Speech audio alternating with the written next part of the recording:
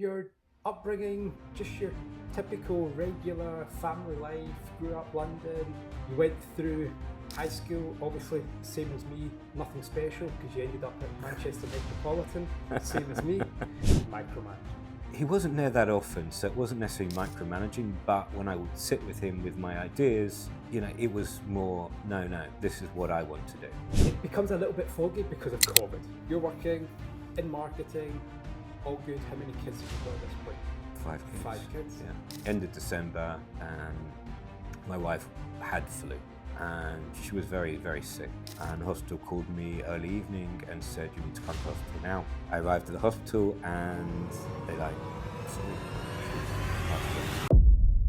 Hi, welcome to another episode of Talk with the Scot. This is actually the 10th episode, and I couldn't think of anybody better to sit with to hear somebody go through probably more challenges than anybody else I know has gone through in recent years. Welcome to the show, Howard. Thank you for having me, Paul. So you invited me into your house. You've given me a view. You've given me a look for the view. It's very impressive, very nice.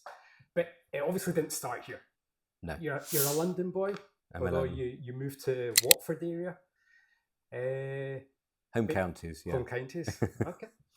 Your upbringing, just your typical regular family life, grew up London, you went through high school, obviously same as me, nothing special because you ended up at Manchester Metropolitan, same as me. Also known as a Mickey Mouse University. Absolutely. And then you left uni, obviously, you graduated, and you fell into like the travel world a little bit.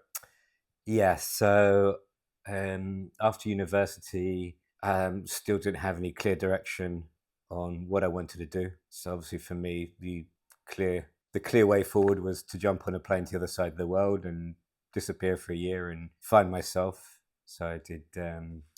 I traveled for 6 months in Southeast Asia, nice. Most of the time alone and meeting people as I went along, and then 6 months in Australia and New Zealand, which is a little bit more laid back and relaxed. Just traveling, or a little bit of work, or just purely? I did a little bit of work. I had a working visa in Australia, but hard to jump into work after a night out. Yeah. So yeah, it was mostly fun. Nice. Mostly fun, learning, exploring. And then I came back to London, obviously still without a clear idea of where I wanted to go, but I loved the travel world. And I decided to start up a travel company. First, the thoughts was maybe it could be specifically based on one area, but then I went into the corporate travel because it was a little bit more straightforward and potentially more profitable. So started a travel company. I started it with a mutual acquaintance, and we started building a client base within it was a niche that we worked with, which I was actually supporting the clients of my father's business. What they did is they sent contract workers all over the world. Okay. So some of the clients were sending contract workers from Africa and from the Middle East into Afghanistan, Iraq, lots of places because the high-tech workers. Yeah. So it was very creative because we had to come up with solutions. And at the time when I went into it, the airlines were still paying 9% commission to travel agents. They don't do that anymore. They don't do that anymore. So obviously, as we started building the business, the airlines started dropping the commissions. It went from 9 to 7 to 5 to 1, and then a lot of cases to 0.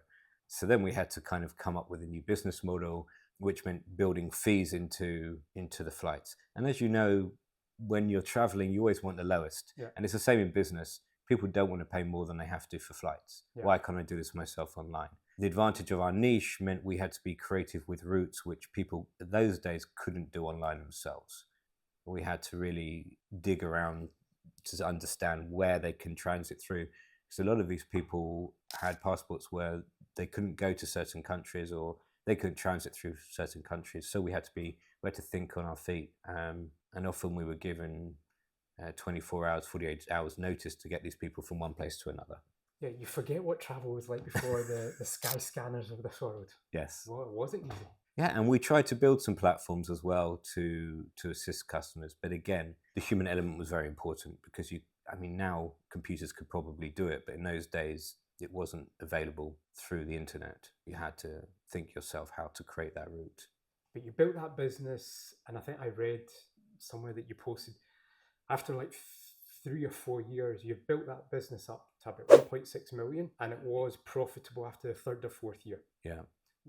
What happened at the end? What happened, as I said, the commissions got cut.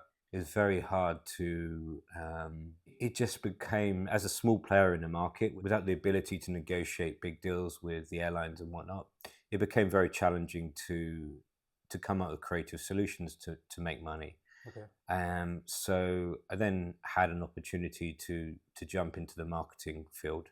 And so I decided, we were working with another travel company who supported us with some of, I think starting a travel company in those days, I don't know what it's like these days, but you had to put up a lot of money to the airlines to enable them to allow you to print tickets. Oh, really? So we opened a back office in South Africa to try and reduce our staffing costs. So the process was done in South Africa. And we also had a company in the UK who were ticketing for us so that we could release our bond. So eventually, all of the clients, we basically said to them, hey, we don't want to be in this anymore. Take over from us, take our clients. And we walked away. And I went, it just wasn't viable. I think that was my first experience in realizing know when to draw the line and move on, when it's not working. So I then moved into the marketing, and we're talking mid 2000s. Yeah. So the internet's still quite young. Yeah. We're all still learning, and I felt that it was definitely an area that was going to grow, and I wanted to be in that space. But just going back to when you were having your own company, did that give you a taste of I'm quite good at this, or I enjoy the roller coaster of being a business owner, dealing with the challenges? Or on the flip side, you just think, this is a nightmare, I don't want to do it? I learned a lot. I probably forgot more than I learned right now, but I definitely, it was a delicate balancing act in those days between, we talked to people about buying systems that would allow us to control all of the tickets and the costs and the money, and the finances and all of that. And I opted not to go through that. And being young, I thought, I can do this. I'll take Excel. I'll work on everything on Excel. It worked, but the Excel became so large, and computers didn't have the power they have these days. Yeah. And it became very cumbersome. It was an interesting time learning that sometimes these systems are there for a reason, and they do support you. And I think that in hindsight, I would have set it up in a completely different way. I would have made it much more streamlined from the beginning. Okay. But yeah, it was my first real taste in business. I went from university to traveling to starting a business. Yeah. And there were a lot of challenges. We went in, as I said, we tried to build a travel platform ourselves, and we got there, but it wasn't like it is today. Again, we were limited in terms of technology in those days, and that didn't really take off. But then you got your first taste of the marketing world in your next position. Yes. So I went into the marketing world. I can't remember much about those days. I did take a digital marketing diploma through the Institute of Direct Marketing in the UK back then, okay, just to sort of learn a bit more about the marketing. But what I do remember was the course was very different from what we do today. Absolutely. I mean, really, I mean, they even went into sort of like old style advertising models in the digital marketing course, because I think people still didn't know how to teach it. Yeah. So yeah, I did digital marketing. I learned a bit more about it. And I think in those days, it was more about trying to generate leads through the website. I don't think we focused as much on SEO. It was also creating collateral, which would eventually be printed. Still in those days, we were printing what we created instead of emailing it. Yeah. And so I did that for a few years. And then as an internal service. Right. And then the reason why and I might have the timeline a little bit out, but the reason why you left that job is because you moved to Israel. Yes. Okay. So then during that period of initial experience in marketing, you obviously met your wife to be round about that time? Yeah, so that was, well, I actually met her around about that time, that probably before I started in marketing, was I was still working the travel. Okay. We met. And why move here? Why move here? I have fond memories of running around in England as a kid, riding my bike, and my parents never knowing where I was. But by the time I got married, I think that the way people raise kids was very different. Yeah. It wasn't safe for kids to run around in the streets at night. I'd always wanted to live somewhere warmer. The winter in the UK never really, Tough going. never suited me. Although it's better in London than it is in Glasgow. Let's be honest about it. We want to live more in the countryside, but it's like being in the UK, especially when you're Jewish and you're attached to a community. Yeah. It's hard to sort of move out of that community. Yeah. We decided we would come to Israel. We'd move to the north, and we saw it as an opportunity for our kids to have an outdoor life. Yeah. And to be free, especially living in a small community. And yeah, that was a little over 15 years ago. Okay. And like 2009, round about that Yeah. period. So you were married here or in the UK? We lived in the UK, we married here, and then we went back to the UK for a few years Okay. before we moved over here. Okay. So you move over here. Yeah. If I remember correctly, did a couple of jobs and then you joined Opgal. No, I did. I was one job. I think I came here. It took about 6 months of looking, especially in the north. It's not like the center of Israel where jobs are very easy to come across, especially international jobs. So I came across a company that manufactured parts for drones and other defense-related products. And they offered me a job as marketing and business development. And it was definitely a wake-up call. Firstly, They told me the job starts at 7:30 in the morning. Nice.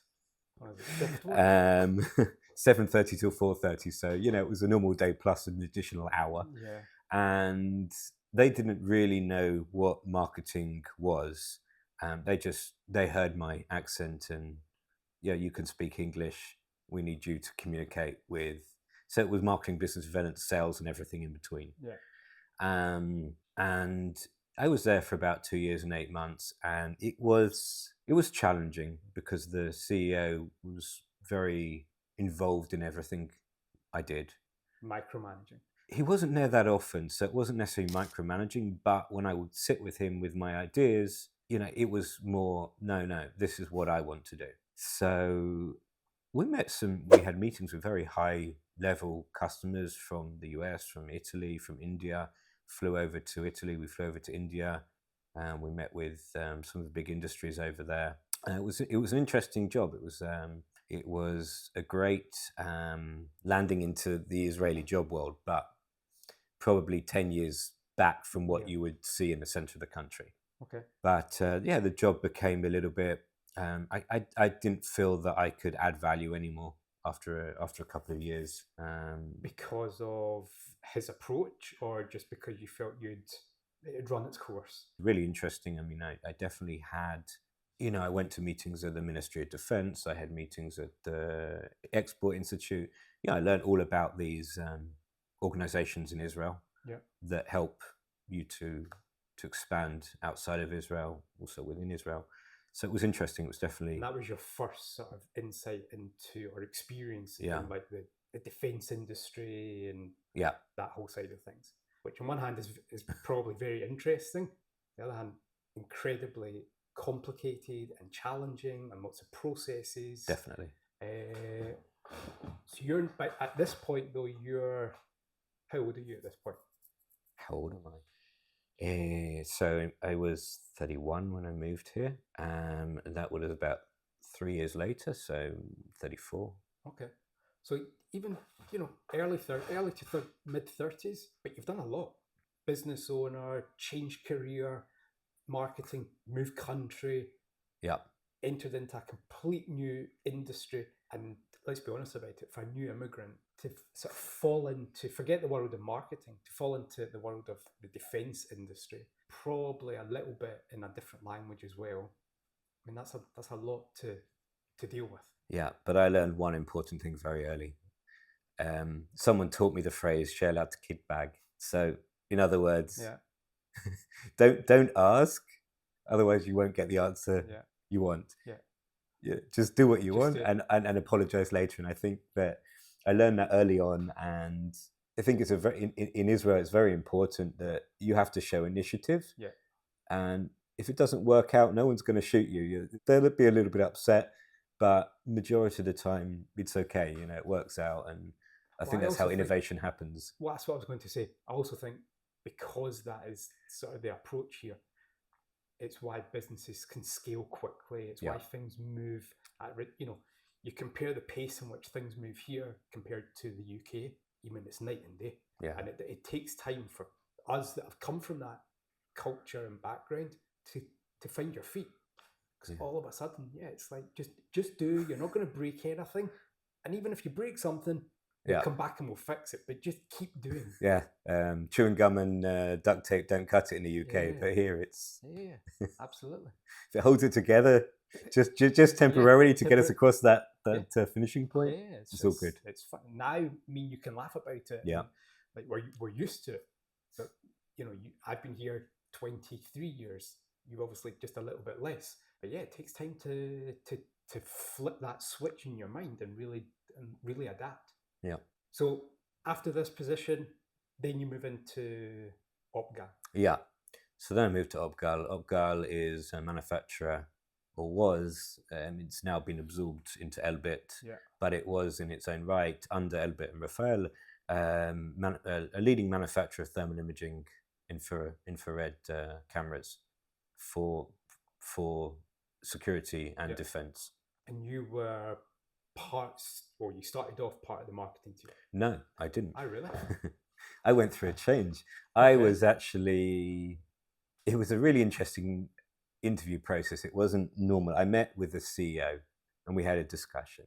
He said, well, listen, I have a pre-sale role available. So you'll be interacting with the customers in the early process of a sale and supporting them. How do you feel about that? I said, sounds interesting. So he then gave me a 150-page user manual for one of the cameras. So take this away, come back next week, and I want you to show us how to set this camera up and how it works. All right. So I'm looking at this 100.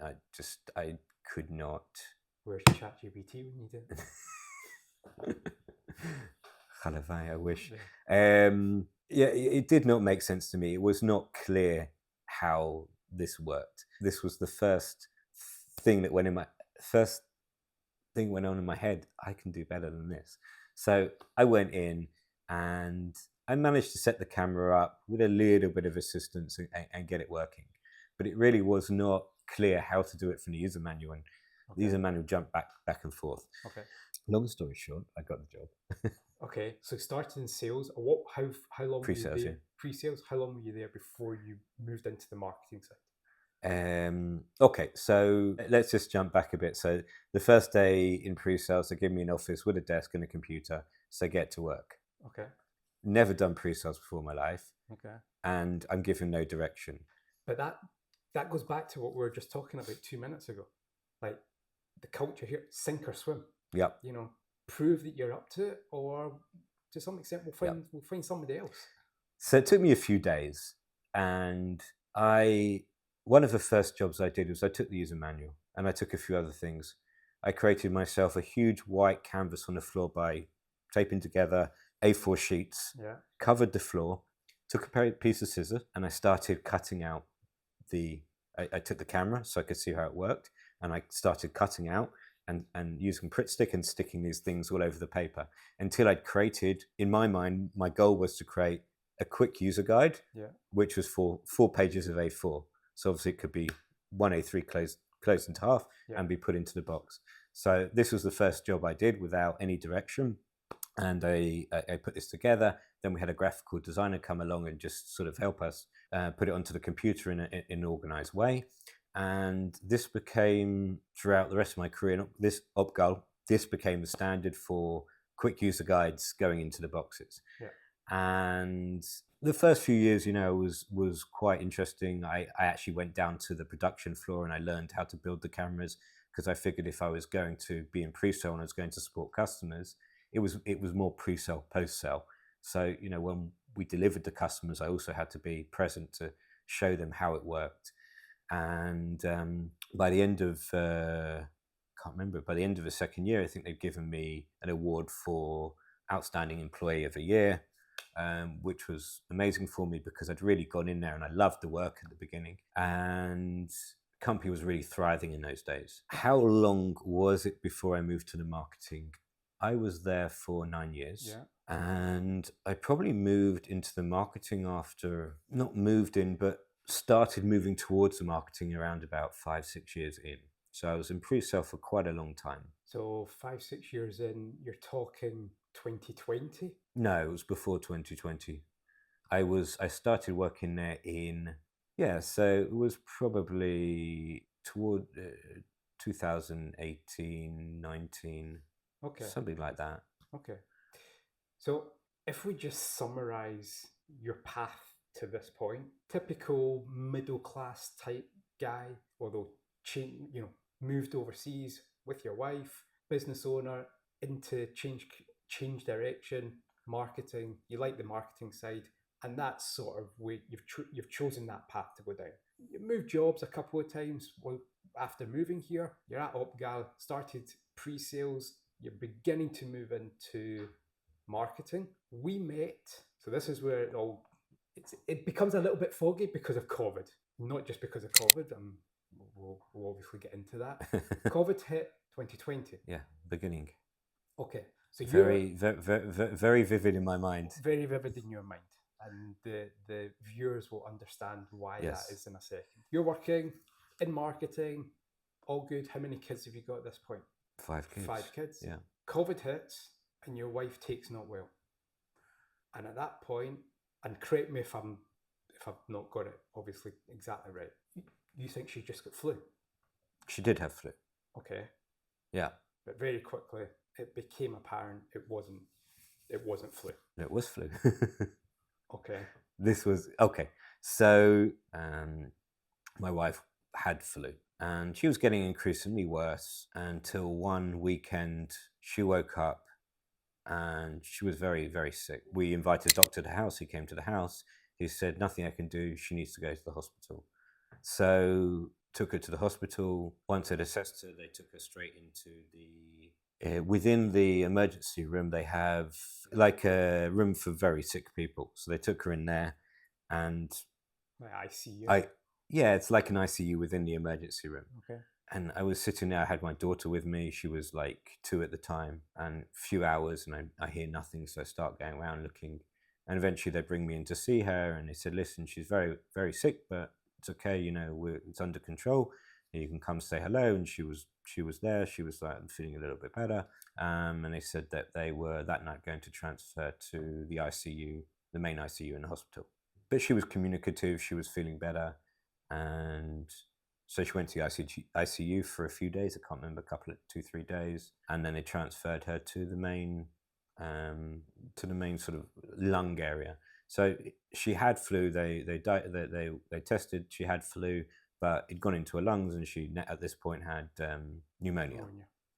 On top of that, so she was there in the main hospital for a few days, and she was getting better. She wanted to go home. She had a conversation with the doctors. The doctors told her, "Yeah, everything looks good. You're getting better." And after 10 days in the hospital, they released her home with a lot of drugs.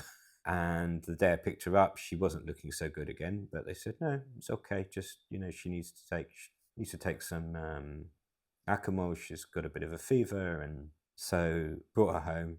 She really wasn't good. Called the family doctor. He said, bring her in here. He tested. He said, no, this is not good. So straight back to the hospital. Went back to the hospital, and gradually over the next few days, they took her back to the main lung area. They didn't take her to the ICU, and a couple of days in the main part of the hospital, and then they called me and said it was I can't remember, a Thursday morning, we've had to intubate her and take her back to the ICU. She's very sick. So I went there and I saw her in the ICU. She was sedated. She had many tubes going into her. She was on a lot of antibiotics.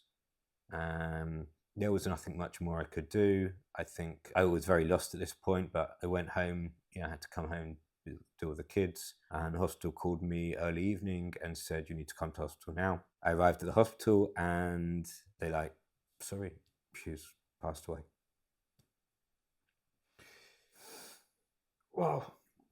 Okay. And this was in the beginning of January. And breathe. This was in January. This was the 23rd of January. Even I have so many questions. We met round about then. You tell me. No, we did. And the first time, I remember the first time we spoke actually, because a mutual friend, I didn't, Howard from Opgal, don't know, but a mutual friend of ours had said to me before we spoke, you know his story. I said, I wouldn't know Howard if I passed him in the street. I've got no idea. And he told me. I was like, okay. And we spoke, and I mean, obviously you were not in a good place at all. When you're put in that position, meaning speaking to you just round about that stage, lots of people don't know what to say. Do they approach it? Do they bring it up? Do they act as if nothing's happened?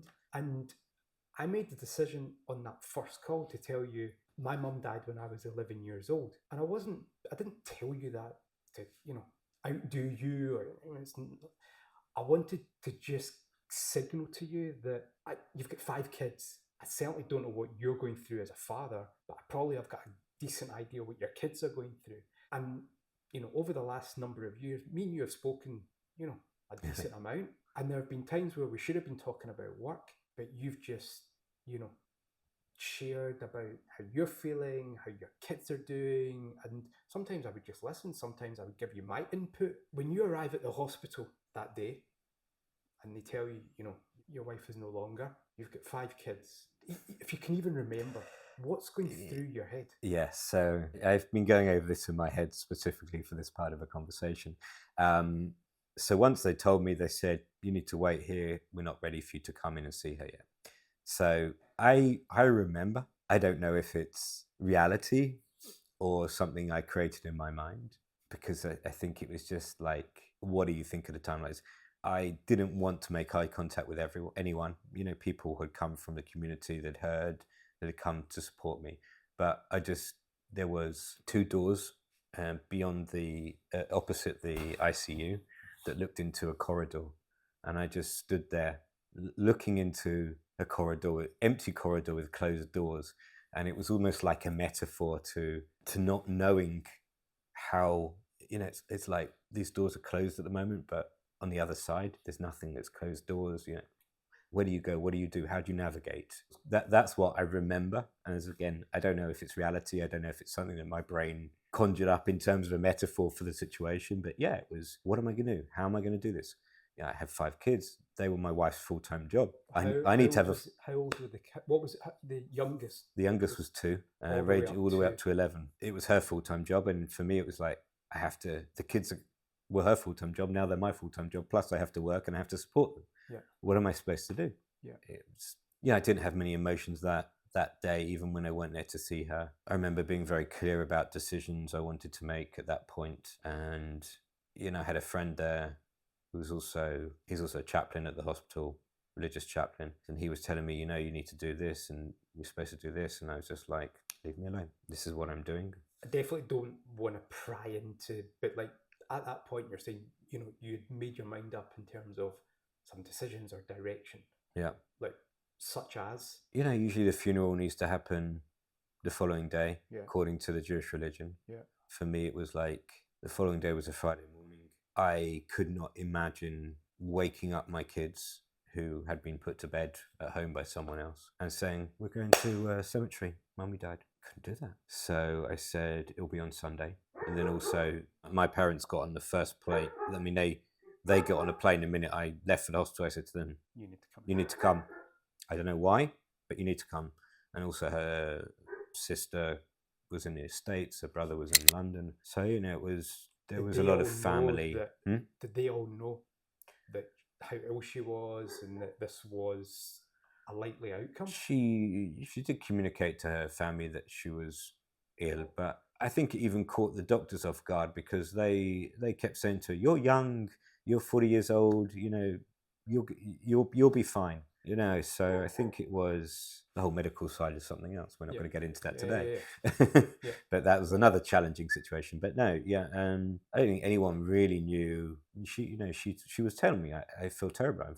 And I would speak to the doctors, and the doctors were just like, "Hey, she's sick. Give her time. We're working on it." So yeah, I don't think anyone really knew this was going to be the outcome. It was literally overnight. It went from. You mean she was one of the first people to die from like flu, COVID, call it whatever you want? It wasn't COVID because they did test it. They did know which strain of flu it was. I mean, a lot of people came to me and said it was COVID, but she hadn't been anywhere. She hadn't interacted with anyone that had been anywhere. I mean, it was, I think it's just the timing was coincidental. And how old are you at this point?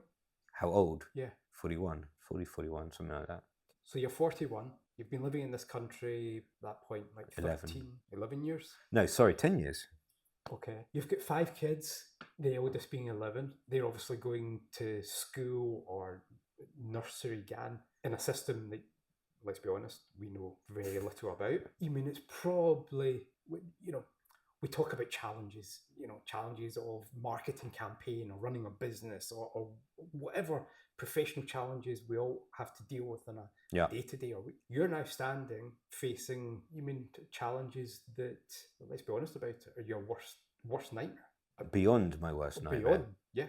I mean, my son, my middle son, or my middle child, he was diagnosed with type 1 diabetes when he was 4 years old back in 2017 in the summer. So, at that time, I thought that was the end of the world, having to have a kid in hospital and to have to adapt to a whole new way of life. We couldn't have imagined anything worse at that point. So, yeah, you bury your wife on Sunday. Mm-hmm. You're at what point do things even begin to make sense for you? They may still not make sense for you. It's a big problem in this world because we are bombarded with so much information about every subject, and everyone has an opinion on everything these days, and it's very visible through the internet, through social media. If you ask someone the traditional, someone will tell you that grief follows 7 stages. But I can tell you that it might follow 7 stages, but it's not linear. And it's like a toddler taking a piece of paper and a crayon and scribbling all over it. That's basically grief. It's all over the place. Yeah. So I think in the early days, and this is where the lines blur a little bit, having a meeting with a social worker and a doctor and them telling me at some point in that first year, you need to consider antidepressants. Antidepressants treat depression, which is chemical imbalance. Grief is not depression, but it follows a very similar path. So there were times where at the very beginning where I just felt just a disinterest in life, nothing. I just really had no energy, I just couldn't focus on anything practical, and I just wanted to be alone and not to think about anything. And then we moved into this antidepressant stage, which I took. I didn't like them. Obviously, it was an adjustment period. I didn't feel they benefited me.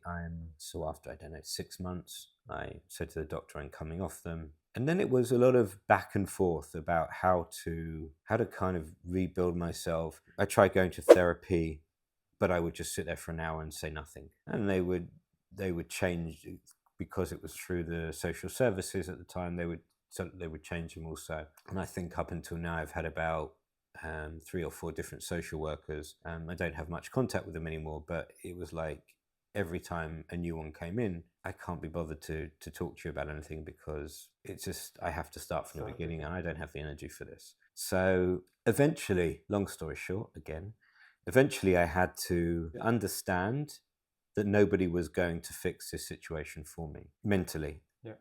It was something that I had to change my perspective to enable me to move forwards. And it wasn't easy because, when you have the 5 kids and they're still young and they have issues with school and issues with this, there's times you just can't focus on yourself. So there were times where I said to myself, okay, I just have to forget about me. I have to focus on the kids. So that's what I was going to ask you, because you said just there, you would sit on the couch, not say anything. You just didn't want to engage with anybody. And, I saw that a number of times when we spoke. I don't care, just do whatever you want to do. Like, I don't care. And I got it. Like, on in the grand scheme of things, of course you don't care. You touched on your kids just there. When you were in the house, were you present with them, or you're just way off it? Okay, so in the early days during COVID, during lockdown, I was, and we had a lot of fun. We actually made one of the things my wife did when Ganit, when she in a few years prior, she liked to make a video with the kids around Pesach, a fun video. One of them actually went crazy on YouTube after she passed away because the news agencies picked up on it and it got shown. So we were locked up in COVID. So one of the things we did, it actually took us a year to make it because we started it during lockdown and finished it a year later. But we made a video in similar style the way she had done it. And we did activities outside. You can see the view here. We got, so one of the notable ones I remember was we made rockets, water rockets, out of bottles. I took an old inner tube, took the valve, put it into a cork, put it into the bottle, hammered it in, pumped it up, and we managed to shoot these things over the fence, which is some of them went almost 100 meters. Really? And so we did things like that. There was nothing, I think initially I didn't work for a month or 5 weeks afterwards. We spoke to Opgal. They said, no, you don't. I said to them, let me come in in March and discuss it. So they said they agreed. So I had time with them. I didn't have anything to worry about. And and then I think gradually 5 weeks later, I needed to start focusing into work again, which was a challenge because we went from being in the office to being back at home during COVID, during lockdowns. How many lockdowns did we have? Three? Three, I think. So, it was very, very difficult to build a routine and to even focus on work because, especially being at home during lockdown, I'm still trying to process things and I'm not really in focus when I'm at home because I've got so many other things going on in my head. At least if I was outside the home at that time, I could detach from it. Yeah.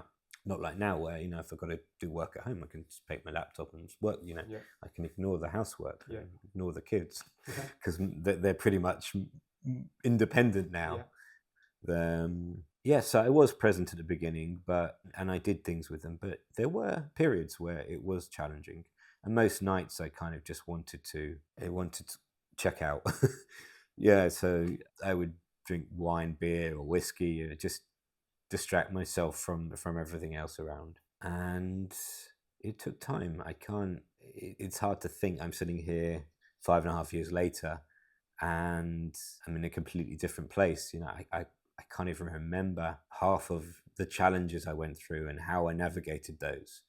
But I knew deep down that it took a while to get that understanding, but it was up to me and me alone to get myself to the place that I needed to be. There's so many questions,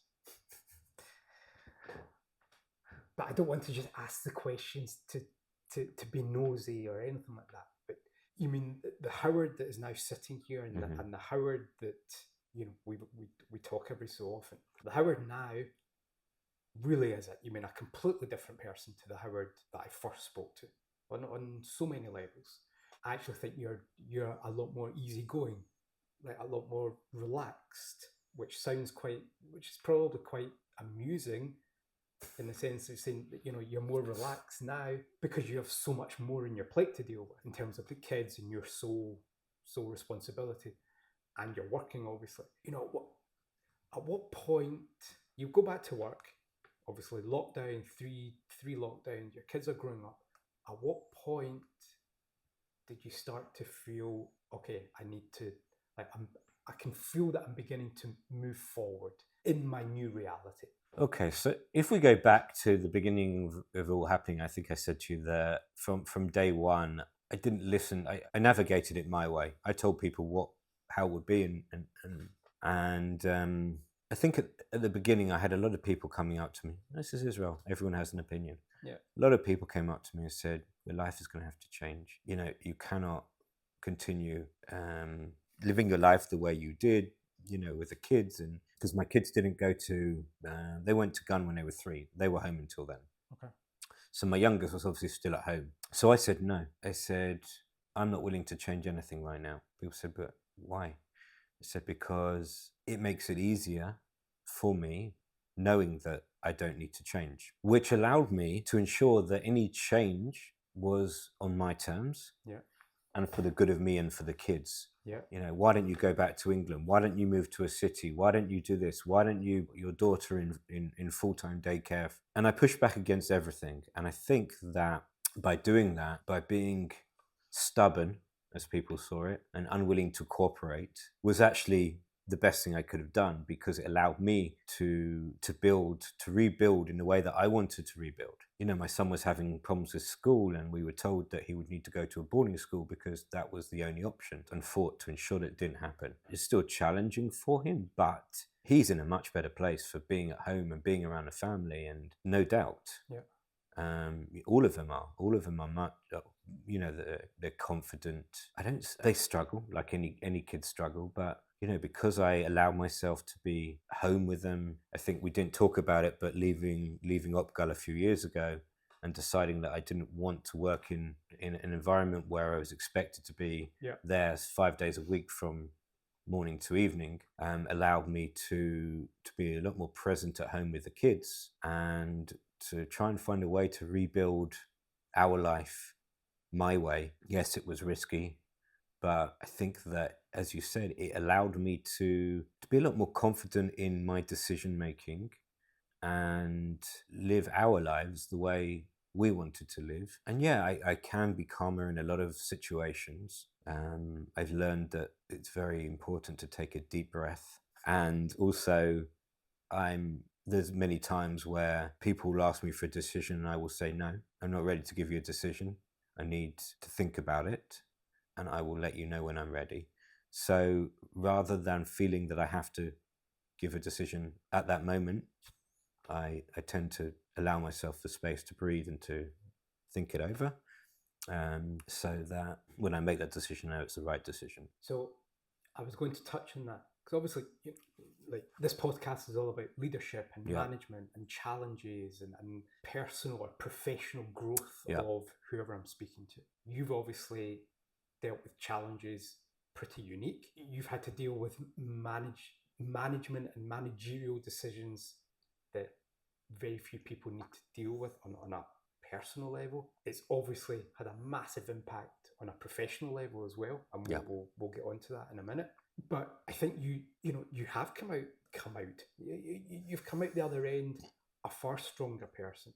And it's funny because I remember, obviously, as I say, I was 11 when my mum died, so I remember, the relationship with my dad through the teenage years, even through 20s. It wasn't straightforward. It was quite complicated and complex. But as I got older, I remember, like, he when we were sitting one day talking, and he said, it just, when a massive event occurs in one's life that just changes their reality, it completely changes their outlook on things. Yeah. So they do, maybe in some instances, they just have less patience for other types of people, and they just cut it out, because why have something that's a negative in your life? Yep. If a job's not going well, it's only a job, so who cares? Let's just find another job. And I say that because eventually, you made the decision. Opgal, we won't get into it. There was some issues, and you decided, you know what, I can do better than this, or I can find a better path that helps me be more present here, be with my kids more, and be more in control of my destiny to some extent. Yeah. But again, it's just from that point of your wife going into hospital, where everything was just, we laugh about it. You had a typical boring existence. Let's be honest about it. Middle class kids, going to work, coming back, dinner, bathing the kids, into bed, and probably then falling into bed yourself. And like that, it just flips. Yeah. But she's still very present here. And I say that because obviously when I came in, there's pictures, and there's even on the fridge there's notes from your wife to your kids about certain things. So she still plays a big part in, just daily life. Yeah. Very present. And I'm sure she'd be very proud of the person you are today and what you've achieved and the father that you are to your kids. Yeah. So you must take a lot of strength knowing that. You paint a very I'm not saying it was easy. Yeah, no. Obviously. You paint a very rosy picture, which is great. Yeah, listen, we have to find a way forward. We have to heal in our own way, and I did have to take on a role that was not naturally mine. You know, yeah, okay. I'm not going to talk about gender specifics, but my wife was a real mother. You know, she was there for her kids. She wanted to be at home with them. You know, and for me, I want to be out of the house. I want to be working, and this is better for me. Yeah. But yeah, I had to take on a dual role. Yeah. And I'll never be a mother. But I had to suddenly be the one that, as she wrote on one of her lists, be 100% there for the kids. And I had to be that one that was 100%. I had to be that one that was championing them at every step of the way, the one that was supporting at every step of the way. Even today, you know, I had discussions with the school last week where I didn't like the direction it was going, but you know, I pushed and pushed and pushed. I feel like I digressed. No, you didn't digress. But I'm certainly not painting a rosy picture because But things changed. Yeah. A couple of years ago. Yeah. You'd left Opgal at this point. Yeah. So I think with Opgal, one of there's a few reasons I left, and I think that they had unrealistic expectations of my abilities. I'd already dropped down to 4 days a week because rather than being flexible and saying, yeah, you can work from home, they said you have to be in the office. So I dropped down to 4 days a week, which obviously affected the amount of money I was earning there. And because there was a shift in ownership of Opgal, it eventually became clear that I didn't have a role there going forwards, because as soon as Elbit absorbed Opgal, Elbit doesn't do marketing like we know. Yeah. It's more business development. Yeah. So I had an opportunity to leave, and I took it at the right point, I think, both for me and for in terms of where the company was going. I mean, we talked on a weekly basis. Yeah. During that period, and I remember you kept saying, "Yeah, this is not. I need to find something else." And there was obviously the added pressure that you had to find something else because you were the sole provider, and they weren't making it easy, and you were working 4 days a week full time, so you didn't have that flexibility so much to be interviewing or having the opportunity to find stuff. Yeah, it's just another pressure, another challenge to deal with. Okay, so when we talk about pressures, challenges, disappointment, all of these different strong emotions, I think after everything that happened and after things started settling down, a lot of these things in my mind these days are a lot less overwhelming.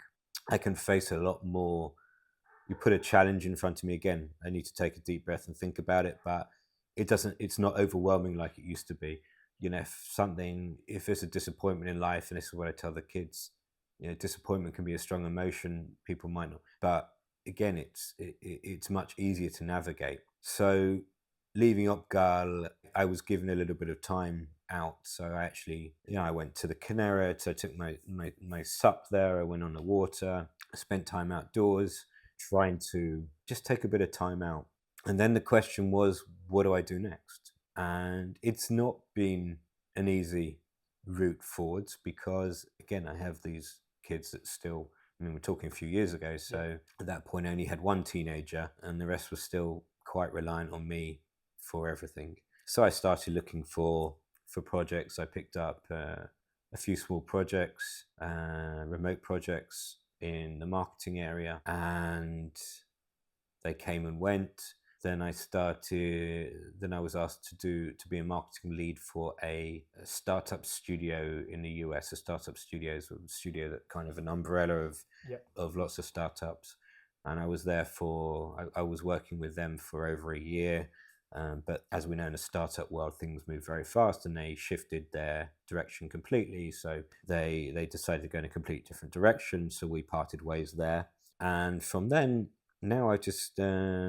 I've got a few projects going. I actually, with my new partner who I've been with for a couple of years now, we did a project together for the Technion where we created educational videos in English, which has been really fun. It's not marketing, but it's using a different skill set. And it's actually taught me a lot because the videos are about power skills, soft skills, power skills. So actually, I learned a lot about these skills that maybe I hadn't learned when I was growing up, but weren't taught in school. So that was interesting. On a professional level, though, Yeah, like obviously people have heard you talking like business owner, shifted into marketing, like you had the drive, the ambition. In the last few years, has the importance of work, has it become just, it's a means to just live the life and support your kids, and you've got less of a drive or place less importance? I would say so, yes, because I think I listened to one of the other podcasts where your guest was saying how important her work is. I mean, yeah, her family are important, but her work. There was a time where obviously if I was told that I'd have to be there till 7, 8 o'clock at night, so we had to solve something, so be it. But I think that as my story has progressed, the world has also progressed, and I think that we definitely do need to consider more of a work-life balance. I think with AI now, the world is taking a major shift. Yep.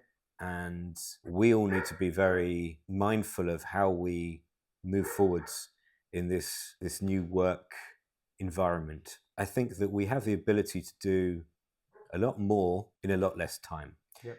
And I feel that I think I've been dabbling with the AI field now for a couple of years since ChatGPT really came into the forefront of our lives. For me, it's very important to be present for the kids. I think that I don't need to explain to you, but trauma is something, especially when you experience it as a kid, is potentially something you live with for the rest of your life. What you do. And it will challenge you at different times, and it will make you question your being. So I think that being present for my kids has been very, very important.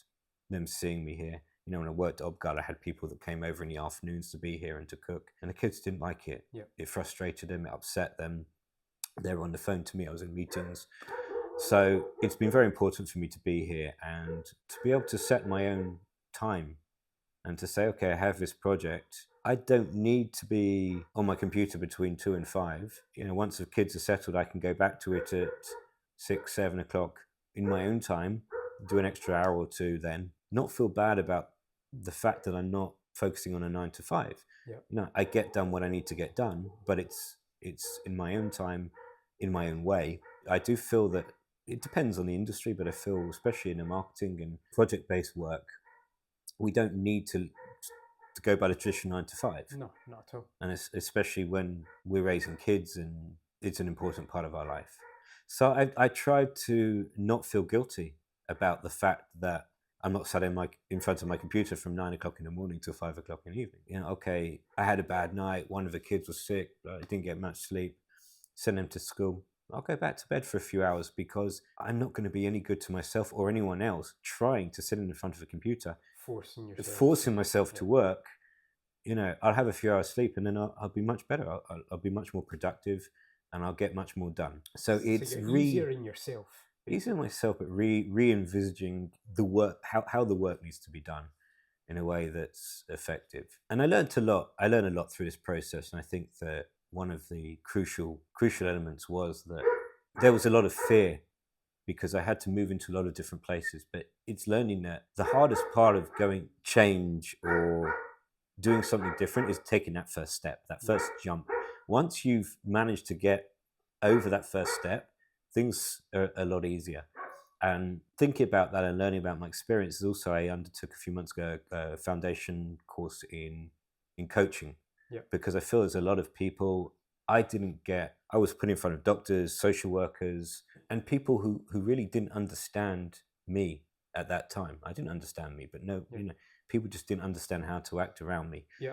And I feel that it's very important that when people are having challenging life situations, that somebody knows how to encourage them in their own mind to take the step forward they need to take to rebuild their life. And I'm very passionate about it. I think it's a strength that I would like to take forwards. You know, I've done the course, but I'm jumping between different projects at the moment, and it's something I want to focus on, something I really want to do to support other people, because I've seen the process and I've seen the challenges I went through, and I think that it's important, especially in this world I think it's very important, and it's fun. It's actually funny. It's a funny story. So my mum died, and we're talking 38 years ago or so, 39 years Yeah. ago. So very different world then. Didn't have the internet. You could just search and read some stuff or whatever. And I remember sitting in our living room.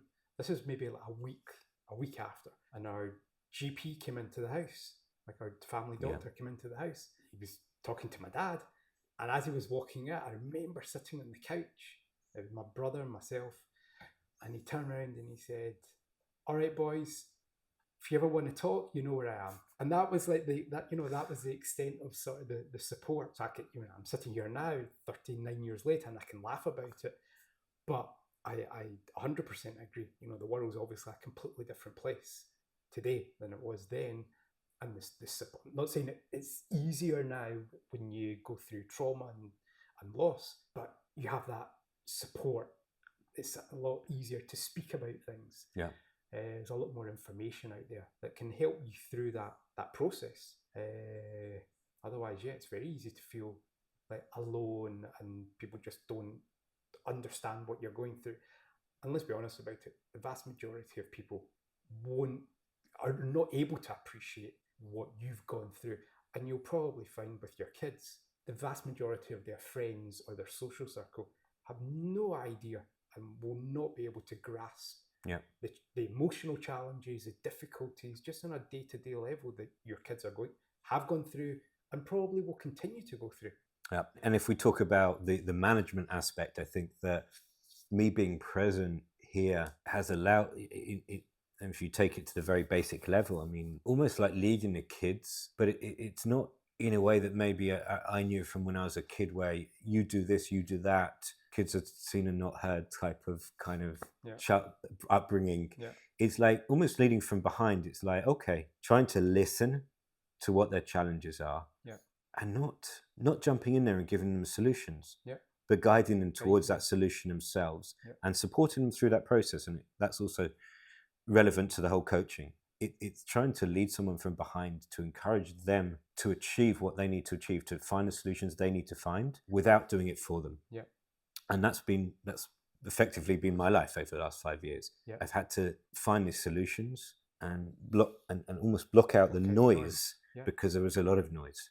People telling me what, even in the workplace, you need to be doing this, you need to be doing that. Your wife died, but that happened. Now you need to focus on the market. Yeah, you need to think. You need your work. We're paying you.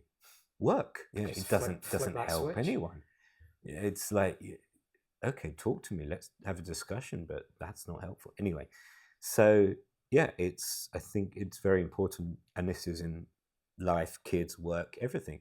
If you're going to manage a situation, you can't be over the top of someone. You've got to support them. You've got to be able to listen. You've got to be able to absorb what they're saying and help them to find that direction, to find that solution. I think it's really important. I mean, I've got, I work with a great team at Wadi. You maybe know some of them. And not lots of times, but there are times they'll come up. What do you think of this? And what do you think?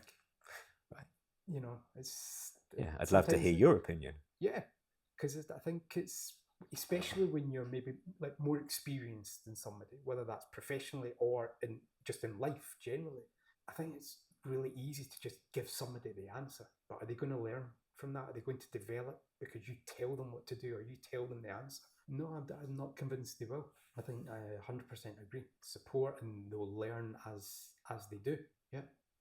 I usually finish by asking whoever I'm speaking to the same question. Failure is a bruise, not a tattoo. It seems strange asking you, given the story that you've gone through and you've shared with us. But you wouldn't want me treating you any different to anybody else. So I'm going to ask you about one moment in your professional career where you got a slap in the head, made you grow up, but you came out stronger the other side. Okay, so let's lighten the mood and go back to mid-2000s. Okay. Working in the travel business. Okay. And I picked up a client. I'm not quite sure where they came from. They weren't my typical clientele, but they were a tech company that was trying to disrupt the handheld gaming market. And create a handheld gaming system that would compete with Nintendo, Sega. They were very extravagant. Everything they did was extravagant. They flew around the world first class. Every flight was first class. And, when I'm sending them Emirates and still earning 9% commission on their flights, I'm doing pretty well out of their travel business. And on top of that, I'm probably charging them a fee as well. And just before a flight to Australia, I informed them I couldn't sell them the tickets because they hadn't paid an overdue balance. So they owed you money. Yeah. Okay. They owed us money and they hadn't paid it. So I sent them the itinerary, but I didn't provide them the tickets. So they couriered over a check immediately for tens of thousands of dollars to cover the overdue amount. And I booked their ticket, took the check to the bank. Subsequently, it bounced. Surprise. I didn't know what to think. I was completely like, that was my cash flow out the window. Had a knock-on effect to the parent company that I was working under, and I needed to think fast. So we had a meeting with them. They agreed to pay the overdue balance, but we told them that we couldn't continue working with them in the same way that we had.